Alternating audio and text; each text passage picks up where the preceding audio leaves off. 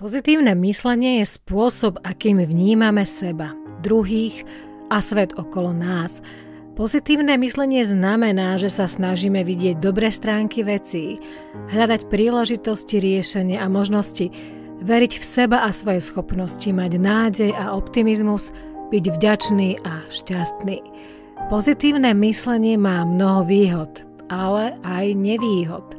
O nich sa však dozviete viac, ak budete počúvať ďalej.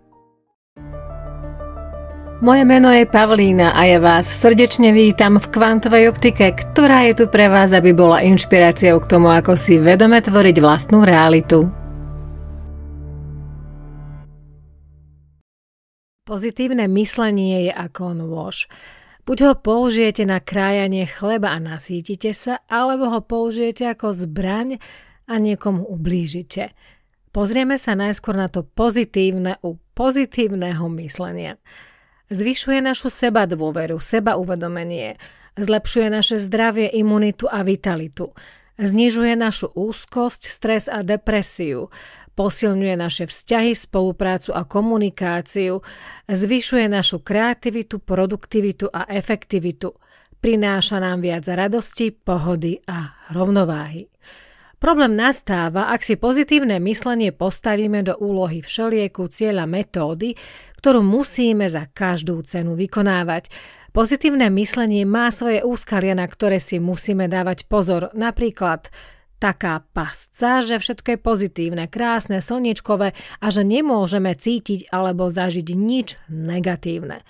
Ak ignorujeme realitu, fakty, dôkazy a logiku, môžeme sa dostať do problémov, sklamaní, neúspechov a frustrácií. Mali by sme byť realistickí, racionálni a kritickí. Mali by sme rozlišovať medzi tým, čo je možné a čo je nemožné, medzi tým, čo je pravda a čo je lož, medzi tým, čo je dobré a čo je zlé. Alebo taký sebaklam, že sme dokonalí, najlepší a neomylní. Pozor, my všetci sme originálni a svojím spôsobom dokonalí, ale nie najdokonalejší. Ak popierame svoje chyby, slabosti, nedostatky a temné stránky, môžeme sa stať arogantnými, sebeckými, nezdravo sebavedomými. Naopak, mali by sme byť hlavne voči sebe úprimní, sebakritickí a sebareflexívni. Mali by sme sa prijať takí, akí sme, bez ospravedlňovania, ale aj obviňovania. Našou úlohou je učiť sa rásť, zlepšovať a prekonávať. Pozitívne myslenie je fajn, konanie ešte lepšie.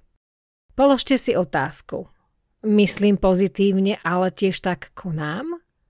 Len snívam, alebo aj žijem? Som pasívny čakateľ, alebo som aktívny tvorca? Viete, z môjho uhlu pohľadu je pozitívne myslenie silná a nebezpečná zbraň, ak sa používa ako mantra. Uvedomte si, že náš život je o tom, aby sme rástli a učili sa. Spomeňte si na to, keď je vám dobre. Nikam sa vám nechce, nič nepotrebujete meniť, veď na čo?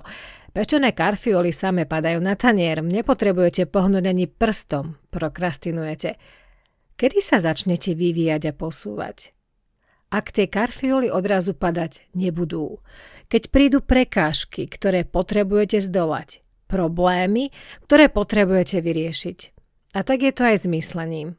Áno, treba na veci nahliadať pozitívne, veriť, že ste vždy na tom správnom mieste, že sa veci dejú tak, ako majú, že svet je krásne miesto a vy ste šťastní, že v ňom žijete.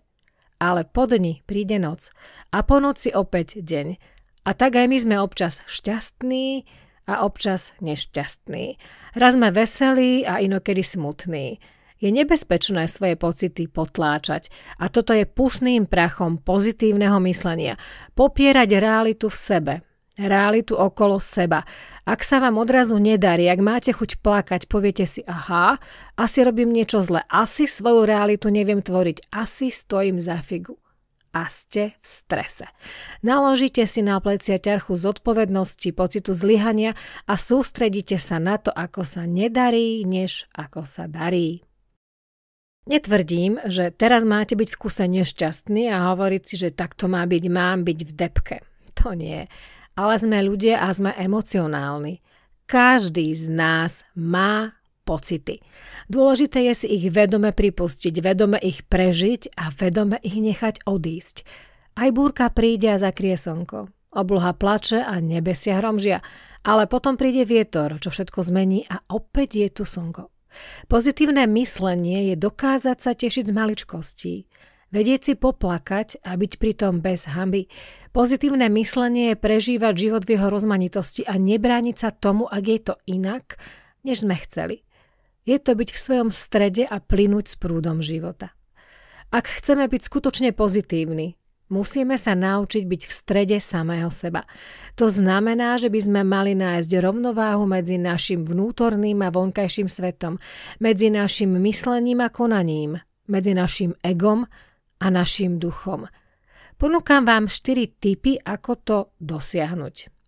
Poprvé, meditujte zdravo. Nemusíte nutne sedieť a ani sa nehnúť. Len sa skrátka spojte sami so sebou. Pre mňa je meditácia, počúvanie hudby, prechádzka, premýšľanie a hľadanie v sebe. Asi som tak trošku iný meditačný typ. Robte to tak, ako to cítite vy. Nájdite si svoju techniku. Po druhé, pozorujte. Pozorovanie je schopnosť byť si vedomý seba, svojich myšlienok, emócií, zámerov a okolia. Pozorovaním sa môžeme naučiť rozlišovať medzi tým, čo je dôležité a čo nie, čo je podstatné a čo nie, čo je trvalé a čo nie.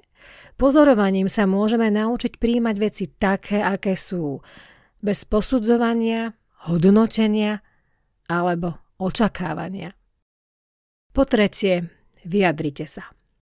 Vyjadrovanie je schopnosť prejaviť sa, ukázať sa, podeliť sa a prispieť.